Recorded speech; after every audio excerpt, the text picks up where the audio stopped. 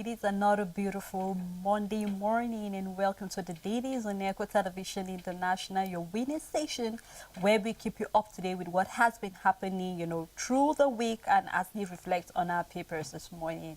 I am Sela Elisha Dasha Mary Rachel Tanzi. As usual, it's my co-host. Good morning. Morning, Rachel. sir. How you doing? I'm fine. How was about the you? weekend? My weekend was okay. How about yours? Mine was great. It was terrific. Right. I got to rest, and also, within the weekend was World Environment Day, so I got to check out my environment, even though a lot of you see the likes of plastic bottles thrown everywhere, the environment being untidy. But I think as a Nigerian celebrating the World Environment Day, it's important that I keep my environment. So I use the weekend judiciously to do just that. Yeah, I also had a very normal Saturday for the first time in a long while, so my weekend was great. All right, thank you so much. We're live on Facebook and also on YouTube. Please do well to drop your comment or your contribution on any story that is of interest to you.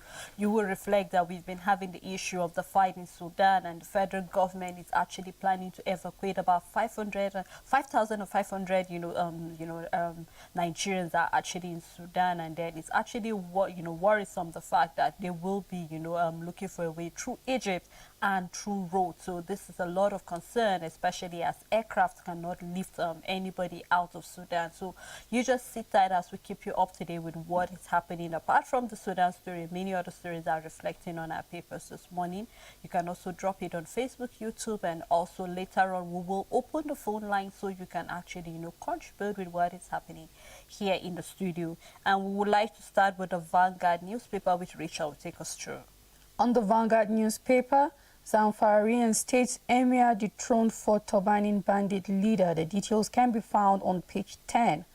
And on Sudan war, Nigerians' only way out is evacuation by road. This is a statement coming from the federal government, and they said the ISIL Nigerian students in Sudan to stay indoors. Says it's dangerous to move to borders. Visas official exploiting us at Ethiopian borders. Nigerian students cry out, say we are dying of hunger, no medicine as people flee over bombings, shootings. Yoruba students in Sudan seek Southwest governor's intervention. And you can find the details on page 9. Global competitiveness. Over 30 taxes choke industries in Nigeria. The details can be found on page 20. We have writers saying 17 bills on more levies pending in National Assembly. Taxes above global average of 23.37%. SMEs lose 9% of yearly income. Stakeholders chart way forward. And you can find more of that stories inside the paper. Federal government failed woefully on security. This is coming from the Catholic Archbishop. The details of his statement can be found on page 10. Nationwide blackout looms as generations falls below 4,000 megawatts, and you can find the details on page 4. APC dissolves presidential campaign cancel. 52 billion naira SWP fund articles aid Keyamo Beakers over asset declaration. You can read more of that on page 4. 10th National Assembly, Betara Wase Jaji in 3-horse race for Speaker. How to tackle insecurity in Nigeria. This is the Italian envoy giving us a way forward, and you can read the details on page 27. We have a sports column where you can find on page 30, and we have pictures showing evacuation of foreigners in Sudan. And that's all the news on the Vanguard newspaper. On the Blueprint newspaper, we are having sleepless night over Nigerians stranded in Sudan.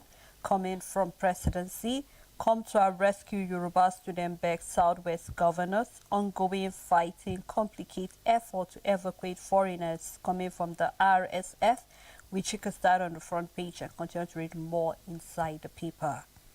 Coming from expert, nothing to show for 3.16 trillion fake allocation to states in 2022, with the rider Bayelsa, Rivers, Akwa Ibom, Delta, Lagos rank highest. Kwara, Ogun, Ekiti, Ebonyi, Nasarawa receive least allocation. procurement fraud, financial reckless responsible coming from Edo State. Constitution gives too much power to governors coming from analysts. State bleeding owing to governors' recklessness coming from an economics. And I write to read a little under that. The 36 states of the Federation got the sum of 3.16 trillion naira in 2022 from the Federation Accounts Allocation Committee, FEC. Data from the National Bureau of Statistics had revealed. This is compared to the sum of 2.42 trillion received by states in 2021. Blueprint checks showed that Nigerian National Petroleum Company Limited had stopped its contribution to FEC allocation to states where higher, I take that story, had stopped its contribution to FEC allocation to states were higher by about 80 billion naira in 2022. The breakdown of the amount collected by each state showed Delta, Akwa Ibom, Rivers, Bayelsa, and Lagos got the highest allocation of 370 billion naira, 269 billion naira, 283 billion naira, 250 billion naira, and 225 billion naira respectively. And for states with the least allocation, the data reveal Ogun, Ekiti, Ebonyi, Kwara, and Nasarawa got 63 billion naira, 61 billion naira, 61 billion naira, 61 billion naira, and 60 billion naira respectively. This is apart from the internal generated revenue by each state. Despite being among one of the states with the highest federal allocation, Bayelsa State is ranked among one of the poorest states according to the MBS report on multidimensional poverty. In the report, the Statistics Bureau stated that at least 133 million people in Nigeria are suffering from multidimensional poverty, with many Nigerians spending their income on food and transportation. The question that has been on the lips of Nigerians is that in spite of the humongous amounts that oil producers they usually take home, why has it been difficult to see real development in those states? And I think this is a question that we really need answer, because we cannot afford to see quite a huge amount of money, especially Bayelsa having the highest, I think with about, I think the money that Bayelsa has is about 293 billion naira federal allocation. Yes. And we know that Bayelsa is among the oil producing states. Now questions will be yet it's one of the highest states that have poverty rate. Yeah. You begin to ask questions, then where are we missing it? I think we need to have this difficult conversation, Rachel, in as much as it's a very hard to chew, pill, but I think we need to chew it. We need to ask relevant questions. We need to ask the relevant authority what is happening. We are seeing that looking at about 800 million, I think, dollars, which we got from the World Bank, which we are meant to pay in about 25 years or so. Yeah. We're still seeing that a lot of states are actually living in abject poverty.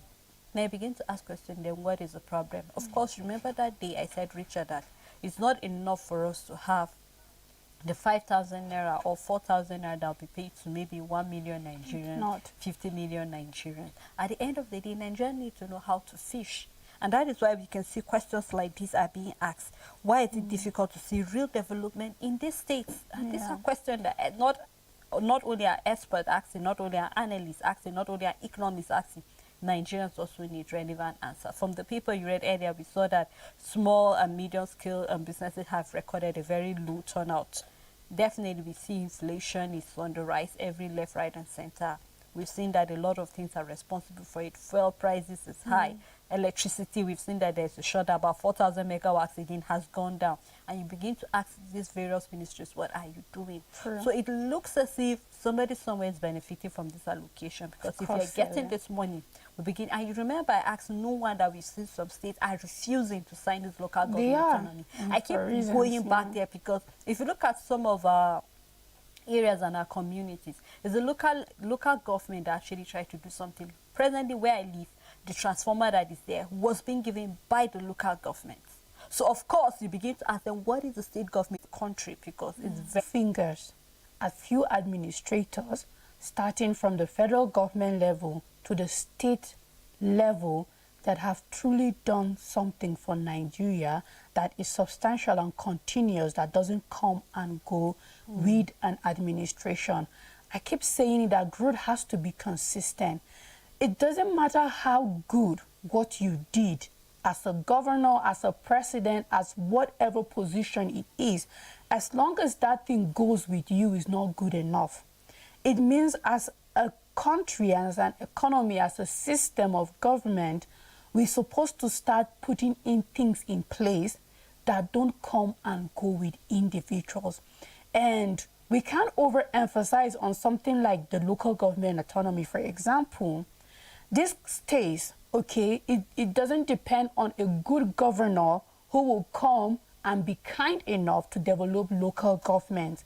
This is something that stays, that whether you come and you have the mind of your local government, you have the heart for your local government or not, there is going to be a growth that will take place regardless of whatever or whoever is the current administration. And I believe that that is the problem we are having in Nigeria. We need to fix our system. And to be honest, the government is not ready to fix the system. And whether we like it or not, corruption has eaten deeply into the system that we even reject laws. We reject bills that could correct the system. We reject laws that could bring about accountability. We reject laws that will bring about transparency. We reject laws that will call people to book while in office and ask them, why is this not going? We reject laws that will literally make us grow, Sele. We keep rejecting these laws. It's only a proof to us that we don't really want this growth. We only claim that we want a better Nigeria. We only claim that we want Nigeria to go somewhere. However, we are not doing anything to take Nigeria to the right place because our system is faulty. And the government knows that, everybody in office knows that, everybody in power knows that. If I am a common man here in my position, sees and say, okay, if we can get this right, this could be better. If we can get this right, talk more about people who have all the resources at their disposal, who have all the intelligence units at their disposal, who have all the information that I don't have access to at their disposal. Talk more of people in such key places who knows exactly what to do, how to go about it, and the outcome and the results of it. Until we start fixing our system, Sele, because we know that, you know what, there's a lot of problem left, right, center. Why would Bielsa be having such amount of allocation and still be having poverty? It means the government of Bielsa is not sitting down and looking at the real problems that this state needs, because every state has a peculiar need and a problem. So what is the government doing? By now you should have tackled this and you're moving on to the next one, and you know, okay, this is the problem my people are facing. Let me do something about that. And then why are we not having accountability? Why are we not having transparency? Why is it that nobody is not doing the right thing on their seat and nobody is calling them? And we are seeing that bills like this are going to help us, but it's been rejected. Now imagine if we were to have our local government having their own power and being put in like something new. All eyes will be on the local government chairman, and whether we like it or not, for a period of some years, they will put in the work, because you know what? Now you've been given the chance to make your place better. Now you have no excuse. Do the work and let's see. So I'm just honestly looking forward to a Nigeria where we do what will really make us grow. We know what is needed to make us grow. We know how growth happens. It's all about consistency. It's not about doing big things. It's all the little details. It's all the tiny, tiny part of the puzzle put in place that will paint a bigger picture. I'm just looking forward to our government, starting from the federal government level down to the state government level, who will truly do things that will not come and go with an administration, but that it stays, that it becomes part of the system, that it becomes part of how we run the country. Then that is when truly, Sele, we would be we can say goodbye to some of the problems that we are facing in Nigeria. You just said that about 133 million Nigerians, Rachel, Yeah. out of over 200 million Nigerians, 133 are actually suffering from multi-dimensional Yeah. poverty. That means every money that I get is either for food or for transport fare, nothing more than that. A lot is going on, truly. Yeah. So we hope that we are still asking questions about security, votes coming from our governors. Back was then when they were not being asked questions, but I'm happy that these questions are coming up. So we hope to see more questions being asked in this regard. Still on the Blueprint newspaper, we have Tinubu inauguration. APC dissolves presidential campaign. You can find that story inside the paper. And we have 72 hours after Banana Island incident, another building collapses in Lagos. You can find that on page 8. You can see the picture story actually showing the building that collapsed, still in the, in Lagos State. Is quite sad. We hope that you do that. I think this building is actually showing Oyo State. Another building was being, has gone down. So we hope something will be done about that. We have Kenko apologizes over power shortage in Kano, Katsina, and Jigawa. And on 2023 UTME, JAM postponed DE registration. You can find that on page 14. Thief you to autumn at 62. Your ADS in Benue, cholesterol waste. You have to find what they mean by that. You find more of that story on page 14. We have a human angle story. 16-year-old boy arrested for alleged killing father in Teddy. It is really sad when we have kids doing things that are not appropriate. We hope something will be done about that. Transcorp Hotel report revenue of 8.25 billion naira in the first quarter of 2023. You can find that on page 24. We have a picture story showing kids actually playing during the Salah break. So you can do well, grab the Blueprint, read any story that is of interest to you. On the Matrix newspaper, direct entry registration to continue after 2023 UTME census. This is coming from JAM. Inamani tells Peter Obi to withdraw dead on arrival petition against Tinubu. Twitter restores verification of high-profile accounts for free. You can find the details inside the paper. And for EPL, rampant Newcastle beats Tottenham 6-1 to clinch third position. You can find the details inside the paper on page 17. Global oil and gas market jumps to over $7 billion in 2023. The big story on the Matrix newspaper, Sudan crisis. As fighting rages, federal government intensifies effort to rescue stranded 5,500 Nigerians. Federal government warns Nigerian students to stay indoors. UK, US, Egypt, India, others evacuate citizens. You can find the details inside the paper on page 2. On meningitis, Nigeria record 235 cases, 118 deaths in 6 months, says NCDC. 7 burned to death on Lagos-Ibadan Expressway fatal accident. APC dissolves presidential campaign council head. You can find the details on page 4. At the downside of the paper, project concession to raise 180 billion naira revenue. This is a report coming from ICRC. We have a picture story where we can see the situation in Sudan, and that's all the news on the Matrix newspaper. On Daily Sun newspaper, work for Kanu's release. IPOB tell new Ohanese boss. And on Salah tragedy in Lagos and Kanu, 12 dead, 20 injured in auto crash and boat mishap. You can find that on page 4. 2.9 million lighting strike to hit Nigeria in May. This is coming from NEMA. You can find more of that story on page 8. And I think I saw, a chart on that lightning, thunder that will be experiencing more of that. And we can see NEMA is actually, shedding more light on it. So I think it's very important for Nigerians to take this very serious, especially in May as it's coming, that when it's raining especially, endeavor to be indoors to avoid the lightning and the thunder, because it's going to be very, very serious. So let's not take all of this warning coming from NEMA, lightly. Let's take it very seriously. Still on the Daily Sun newspaper, 168 escaped dead at Ibadan police barrack collapse.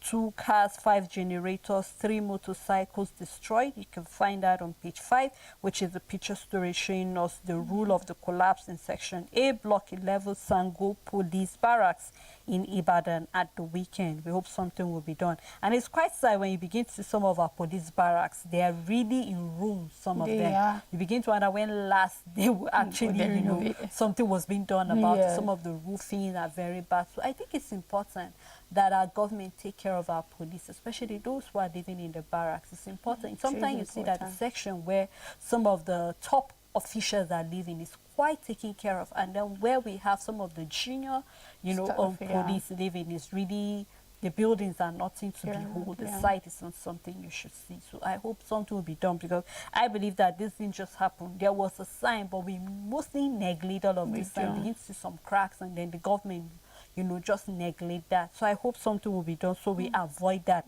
I think the other buildings is still looking a little bit tattered, so I hope government will do something before we have another collapse taking place there too. Still on Daily Sun newspaper, direct entry registration to continue after 2023 UTME National Census. This is coming from JAM.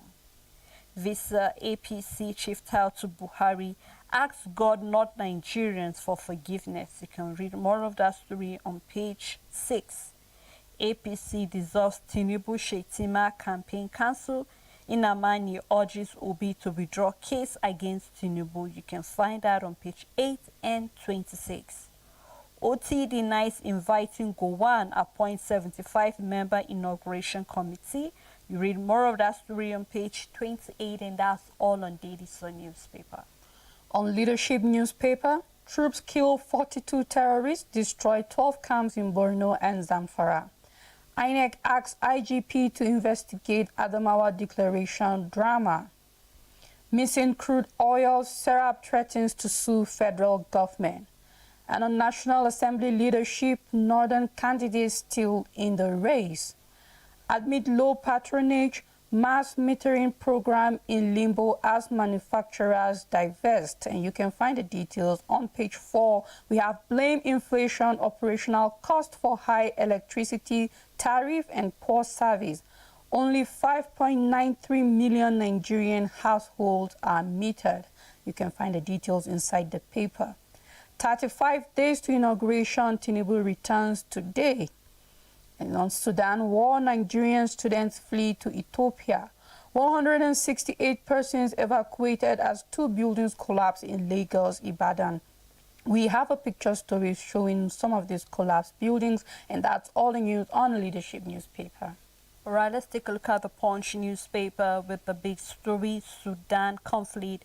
Government seek Egypt support to rescue 5,500 Nigerians by road.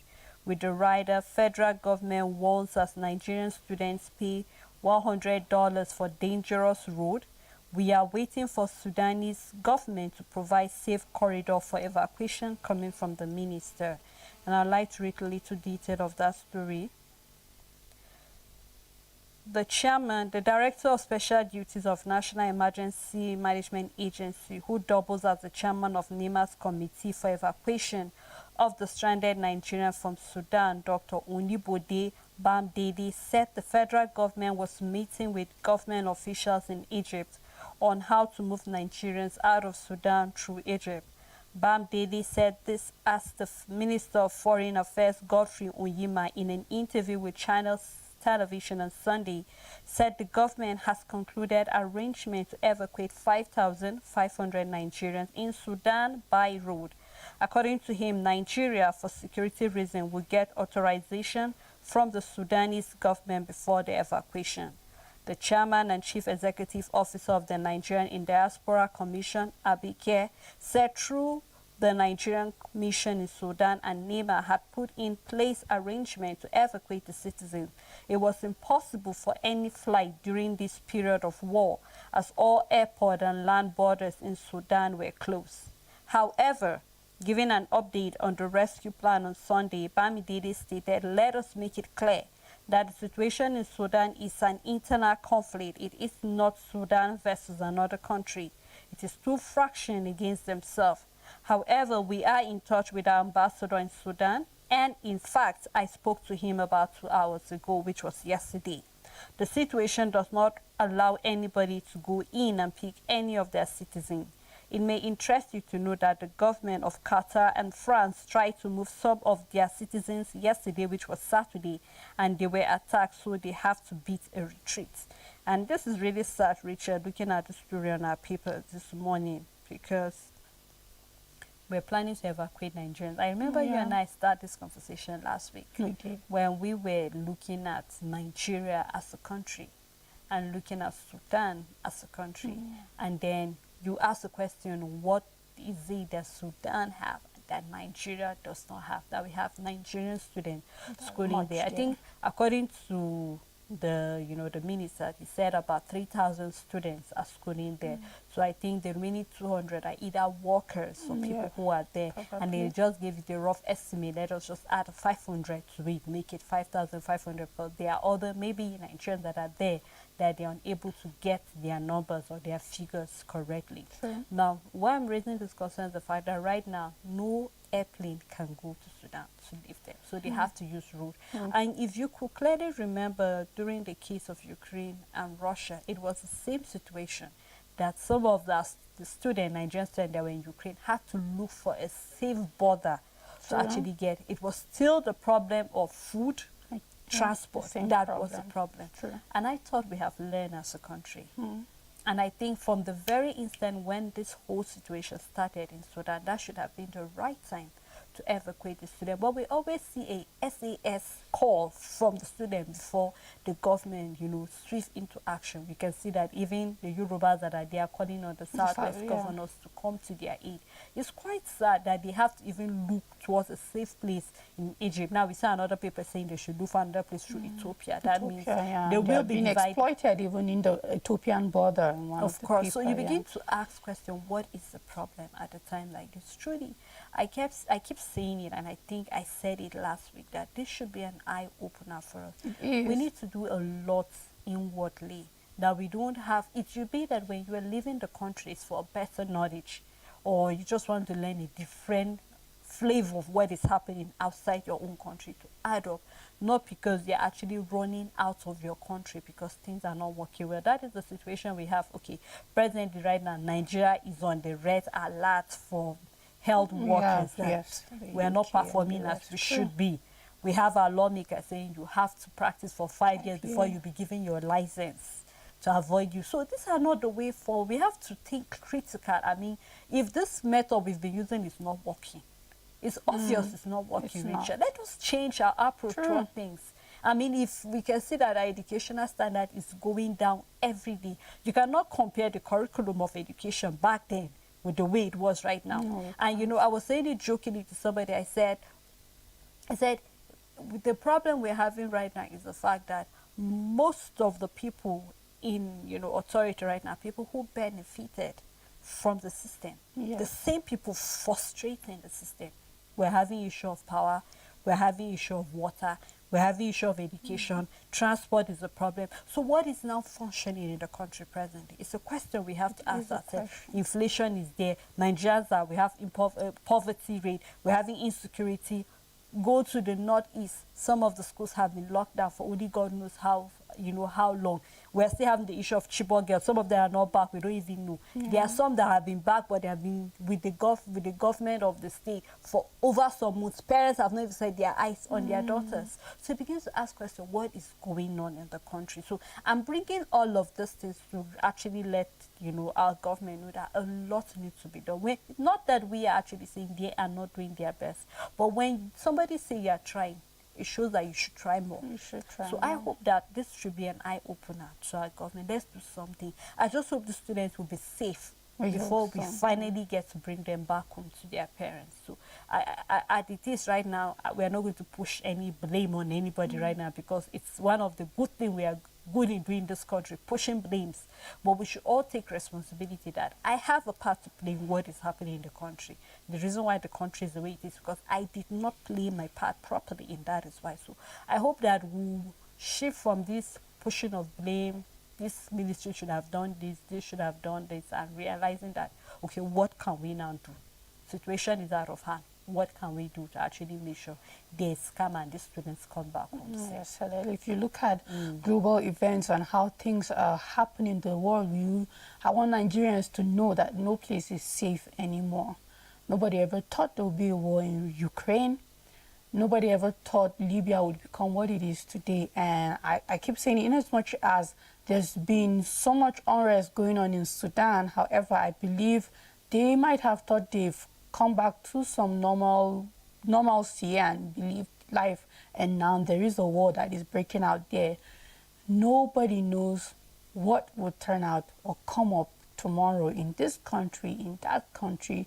There are a lot of crises cooking on the ground that a lot of people don't even know. A lot of powers are about to clash, a lot of misunderstanding and all of that. So for every Nigerian trying to move out of the country, we will not sit down and tell you don't do that. It's not in our place to do that. But you should just know that there's actually no place that is safe. When you look at the global events that have been happening in the world, you look at no place is safe.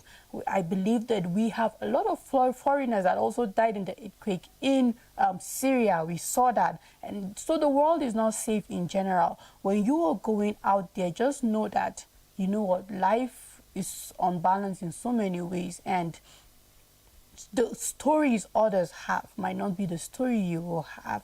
And we see that even with the global economy and how it hasn't been going well, the green pasture of making money, how it is out there and getting a better life is no longer like that again as it is. People might not come out to tell you. The few brave ones that have been made to keep quiet and be like, no, you're not making sense, you're enjoying, you don't want people. But always, there are two sides to a coin.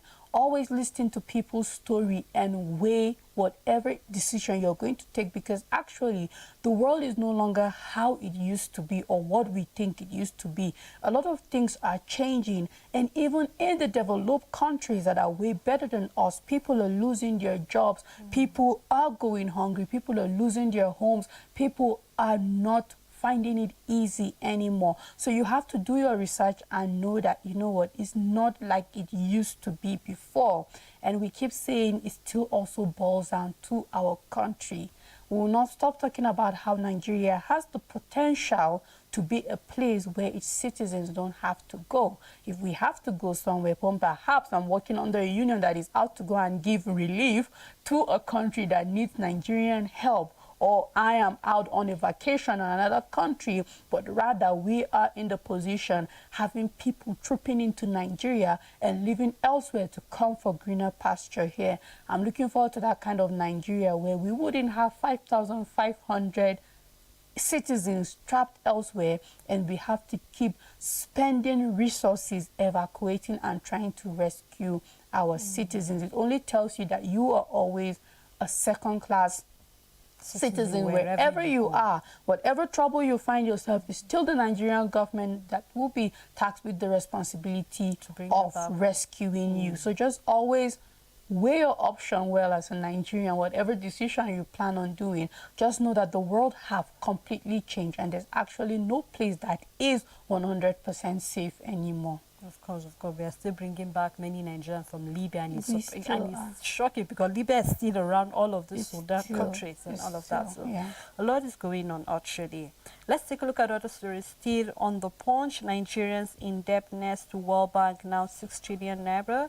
We have NLNG train 7 reps summon prepare over workers' petition. Police launch manhunt for fleeing Adamawa wreck. Wow.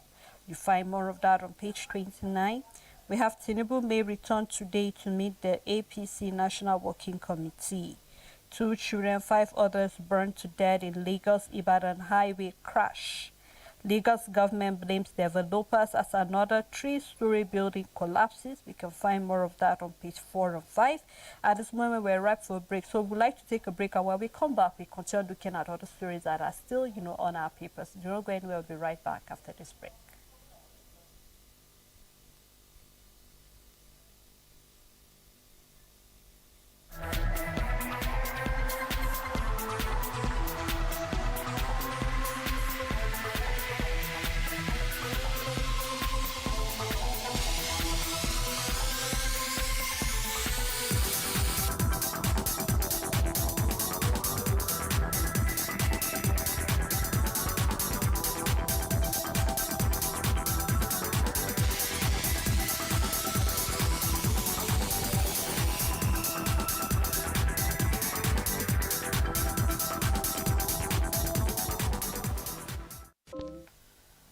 Welcome back. Thank you for staying tuned. It's still the Dailies on Echo Television International. We've been looking at various stories that have been making the head on our papers. We saw about 5,500 Nigerians that are trapped in Sudan as a result of the war. And then we're seeing that Nigerians actually being asked to look for a safe route to stay indoor because we have bumping and shooting, and the Nigerian government is trying its best to look for a safe route for them, especially through Egypt, so they can be able to get back home.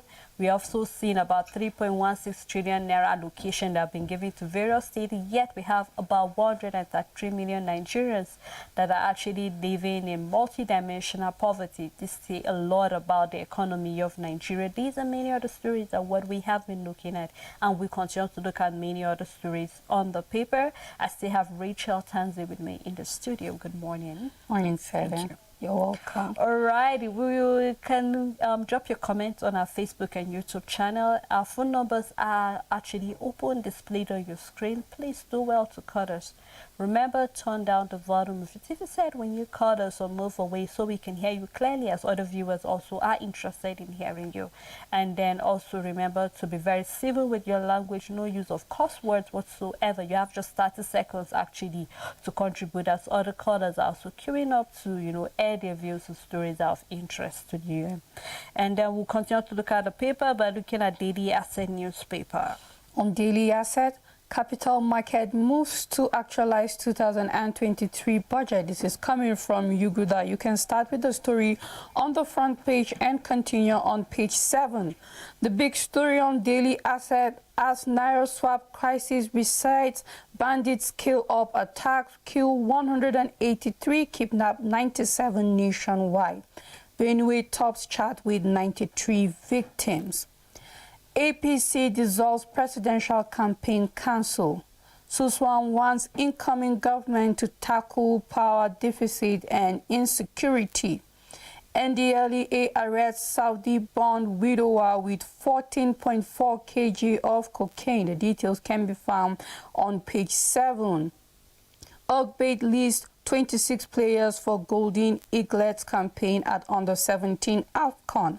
Nigeria's oil condensate reserves dropped to 36.966 BBL in January, and you can find the details on page 15.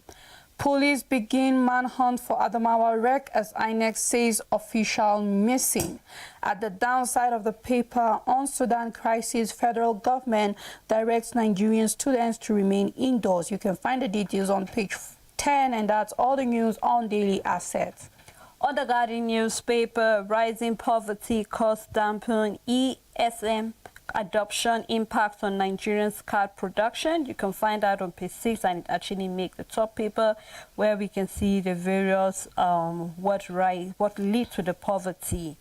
And we have Eyetolo Ondo community slipping into Atlantic Ocean. I hope that the government of Ondo will take a look at that community and do something about that. And still on Sudan, federal government negotiates safe exit for stranded Nigerians. You can find that story on page 6. How unregulated estate agency firms engage in multi-million naira scam. You can find detail of that on page 21. Another Lagos building collapses 24 hours after Sanwo-Olu visit to Banana Island site. You can find a story on page 8. Downside of the paper, Matawale restates Emir suspended for Tubaning bandit campaign. You can find that on the back page of page 30, and that's all on the Guardian newspaper.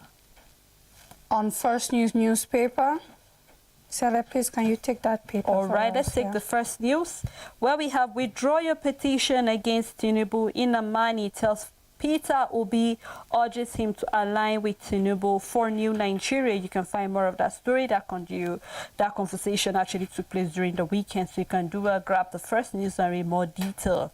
U.S. Special Forces evacuate embassy staff from Sudan. And then we have desperate politicians burn of Nigeria's unity, coming from Peter Obi. APC dissolves its presidential campaign council. You can find more of that story inside the paper. The big story on Adamawa: INEC writes police demand wreck persecution as IGP I take that story as IGP tax investigative team to expedite action. Assures Commission all those involved will be punished. You can find more of the story inside the paper. Still on Sudan, we are at the mercy of criminals. Stranded Nigerian students cry out, beg federal government for urgent evacuation as embassy wants them to stay indoors, refrain from moving to borders. Federal government begins moves to evacuate 5,500 stranded students, others by road.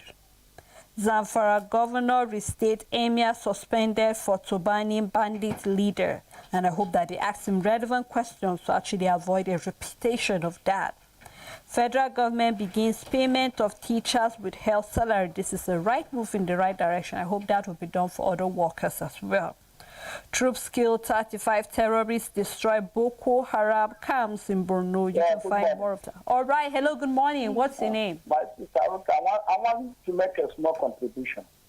You know, we are living outside. We are living in the Republic. See, as we see Nigeria, we are Nigerians, but nobody can come inside Nigeria and be happy. We are outsiders. We are Nigeria outsiders. We are happy. As I'm here now in the Republic, I get shop in Togan. Anytime you go there, they have a steady light. You cannot pay your light. You use your card and do this thing, recharge your light.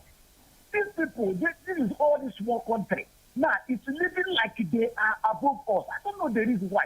Okay, you see how they said Biota State is a forest, whereby there is a lot of allocation.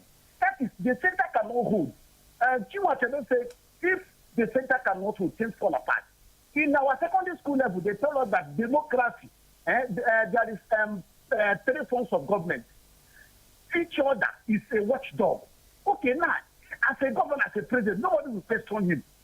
He do what he or she like. Nobody will say, governor, you do this. Governor can take the money, which is nobody is answering governor. Until we get it right in Nigeria. Okay, see, after this presidential election, Chimaro Kena is asking Obi to withdraw. Is it how this country can be good? In short, my sister, let me tell you, people of Nigeria that is living outside is more than those that we in Benin and Togo and all this Burkina, all these small countries. We are more than 10 million Nigerians. But we're enjoying ourselves. People building houses, doing everything. Because we are very happy here. You call your country in short. Let me tell you, let everybody just do what he or she like. That Nigeria. Even me myself here. All my children, they are schooling here. I don't want to go bring my children to all this country. Go to where you go, no security, nothing, no education.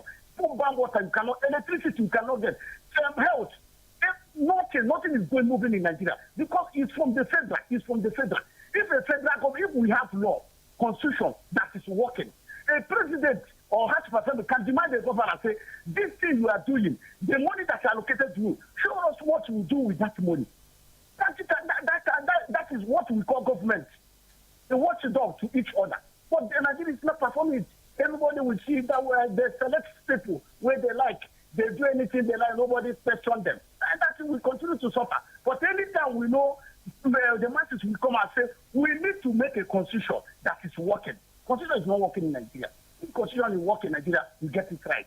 In all these small countries, see them, they will report with 24 hours light. See Togo, see Burkina, see Mali. All the small countries where no reach Lagos State, even in this thing, in income, they cannot reach half of one state in Nigeria. But see third road, the place where the third road everywhere, living fine. You can sleep outside. Everybody, my sister, thank you. I don't want to contribute a lot to this our wicked country. Thank you. Thank you so much. Thank you very much. Conversation we need to take, just like I said, it's difficult, but we need to have it eventually. You could hear the emotions. Yeah, and I think he made a very valid point at the end. Although he said our wicked country, I would like to say no, it's not a wicked country. I think it's the individuals. Nigeria is beautiful, but I believe we are the individuals that are to make it better. So I think it's the individuals that are the problem, who are being given the power to work and not doing it. He made a valid point that these countries, that their revenues, okay, we have a call. Yeah, hello, good morning. What's your name? Where are you calling from? Good morning. Okay. We lost that Yeah, caller. I hope you call us back. Yeah, he made a valid point that these countries, their revenue are not even as much as a state like Lagos. We know how big, when it comes to income revenue generation, Lagos is, and these countries are not even making that much. And you can see that the system is working. That is to tell that make a country it is. Do we have leaders that... My name is Obi John. All right, sir. Go on, please. Okay. Nigeria is a big country, and those other countries are small countries just compared to a state. You see, that way, the way he's saying it is based on let me say election now. The election just finished. We thank God there was no different casualty. Nigeria have one of the best schools in the world. Are we not proud to have one of the best doctors? We have things that we are proud of it. It's not based on tribalism or anything and start saying all kind of things that he's not supposed to say on radio. Because he feels Nigeria is not okay for him. That's why he left to the country. You see the problem now, Nigerians outside, they are suffering. Despite the fact that we have other things to do in Nigeria, let's come together, unite, and make Nigeria a greater place. And Nigeria is more than so many countries. So let's be proud of this country. Let's be very, very proud of this country. Thank you. This is my contribution. You're welcome, sir. Thank you. I think, yeah, when callers say a lot of things, there's no doubt everybody has his own opinion. But if I clearly understood the first caller, he means in terms of economy, we have more money than these countries compared to the resources that they have, and they're still able to put in structure that is working for them, and they are thriving well. And that was the point I was trying to make, Sele. That is not only about money or resources. We have a caller. Hello, now. good morning. Hello. Hello? Okay. Yeah. All right. Okay, that is not only about the resources, but also, Yeah, hello, good morning, sir. What's your name? Where are you calling Hello, from? good morning. Good morning. My name is Jeremiah calling from Nigeria, and I'm back here. All right, please go on with your contribution, Jeremiah. Yes, look, I want to contribute for the program.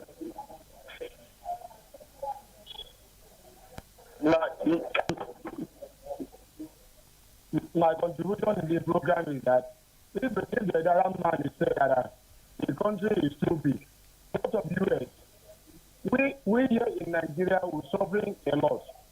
We cannot take a life, cannot see life, cannot see many things. The position we are voting for, or our president and governor or the thereabouts, they are not helping matter. They are not helping us. You can imagine the education going to the Bayelsa State, which I had. And that money, if you go to Bayelsa State, what are they doing to the state? They're doing to the masses there. They are using the money and vessel to themselves. So please, I want you people to talk about this thing well, because this is life, you cannot get life. So the treat it becomes a problem to us in the country. In the country, I say, in the region of Africa. So please, my dear, I just my contribution this morning that the position will help us. When we put them in, they should be helping us. All right. Thank you. Good morning. Yes, Sele. So it's all about the government and the administration, because the truth is, Sele, we have no excuse to not be where we are supposed to be, Sele. We have the resources, we have the manpower, we have the people. We even have resources that are yet to be tapped. We are an oil-producing country, Sele. We have everything it takes to get us to the next level. It means that we are not getting it right in our administration and in our system. And as the caller rightly said, we can't use our size as an excuse for no light, because there are countries that are bigger than us that are not having the Turn down the volume of your TV set, sir. But are they on the soil? They keep japaying and leaving the country and the world-class surgeon, Nigerian, and a leading surgeon. But if I'm not practicing in Nigeria, then remain in Nigeria. You can just say a Nigerian is, but are we, the Nigerians, benefiting from government? It's high time we start demanding yes, accountability should be there. Thank you so much, Rachel, for You're doing welcome. this. Thank you to all our callers who called in this morning. Thank you to those who dropped their comment. I think I have 2 comments I'll quickly like to take on Facebook, where we have Adamu Jeremiah saying, keep up the good work, and we have Ishaya Deladi saying, great job. Thank you so much to these 2 for dropping their comment on Facebook. Thank you to the crew members and every other person. Just like we're complaining about the situation of the country, remember that you have a part to play as a citizen of this country to make Nigeria a better place for everyone. Until we come here again tomorrow, do have a blessed day ahead.